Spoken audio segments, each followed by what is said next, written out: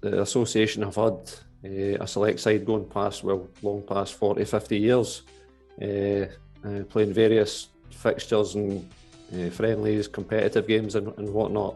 But for most recently, what I know of it is the two home internationals each year.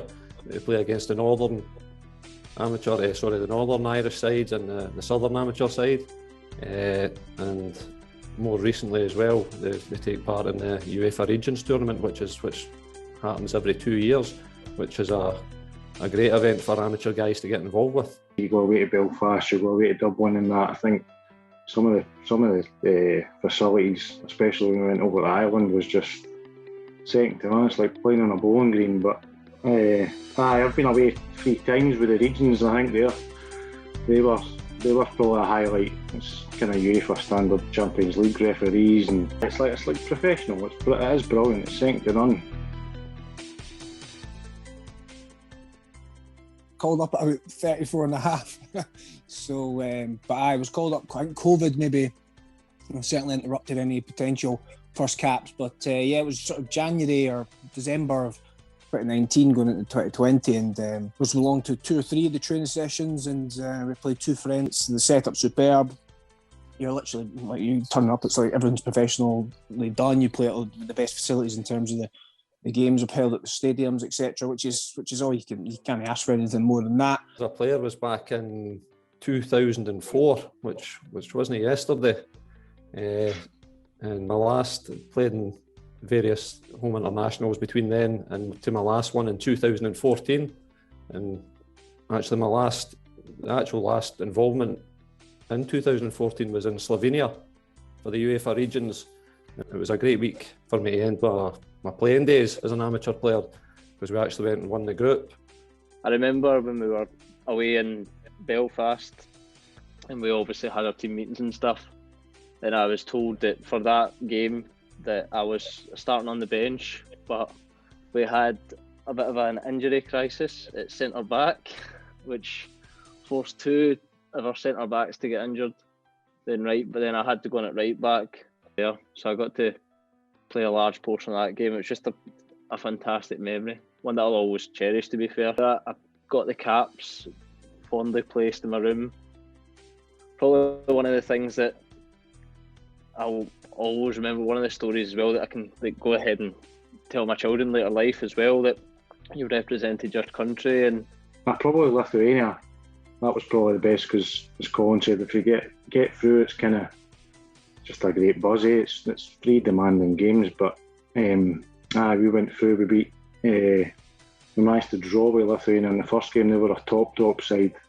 Mind them hitting the woodwork a few times as well, but we played Sweden as well, managed to get a victory against them, and we beat Estonia. That was the other team, but that was just, it's a great buzz, especially captaining your company, going away with all the boys. It's just, you can't beat it, to be honest. It's brilliant.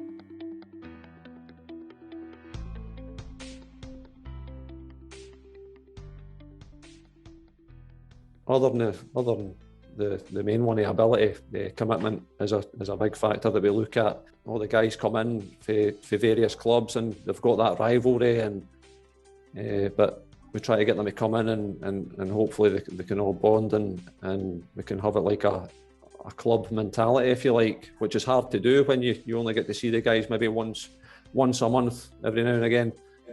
So commitment and a good attitude and a good willingness to mix with guys, that's big important parts for us. Sale, Stephen and Craig, we're out of games every Saturday, and in the summer months we're out like on the Wednesdays and that, and also just with speaking to various guys within the game that I know, and same with Stephen and the guys in the committee that obviously know guys, and there is a bit of luck involved.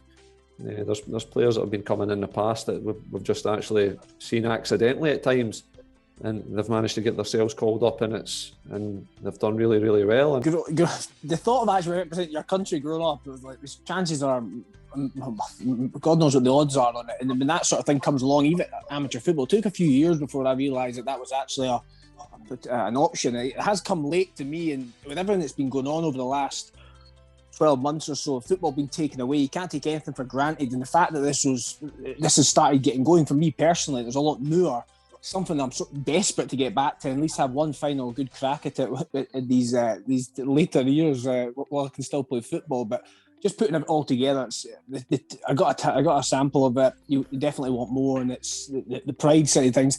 Like, for instance, our first game was the first time I went along for the friendly. My mum and my family and that, and my wife knew where I was going, obviously, to play football. They never even told me. There must have been about 7, 8, 9 of them coming through just because it's such a new thing, and they were as proud as I was to be involved. I've got a few friends that play amateur, close friends, and they ask regularly, what is the setup like? Do you enjoy it? What's the standard, etc. One of the things for me certainly is that excitement of going and playing, not even just playing the international friendlies, but playing against good junior teams, and that keeps you ticking over in terms of the quality you're playing against. Every single letter I've had, for example, from SAFA, I've kept. It might be a wee bit cliche, but it does mean something to me. It's a massive pride that I've got. It's just something that I can always, like I mentioned earlier on, always reflect on later on after I've retired. Hopefully I've got a good few more years left in me.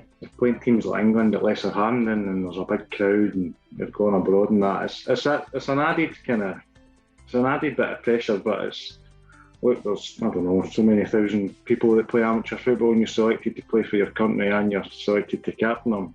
I've had the privilege, so it's brilliant. It is brilliant. Every time you go, it's the same feeling. It's the same buzz I get. I'm kind of near my end of my career, so it's kind of, it's the proudest moments of your life. If you want to play for your country, that's one of the biggest things you can do in your life. So as Mark says, I've kept everything as well. I think it's priceless memories you can get for it. So it's demanding, but it's worth it. It's definitely worth it. But I wouldn't change it. It's been the best memories of my football career, to be honest. It's second to none.